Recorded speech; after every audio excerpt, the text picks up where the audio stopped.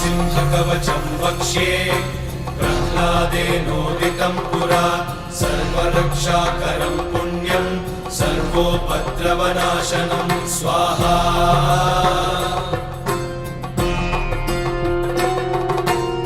सर्वसम्पत्करं चैव स्वर्गमोक्षप्रदायकं ध्यात्वा नृसिंहं देवेशं हेमसिंहासनस्थितं स्वाहा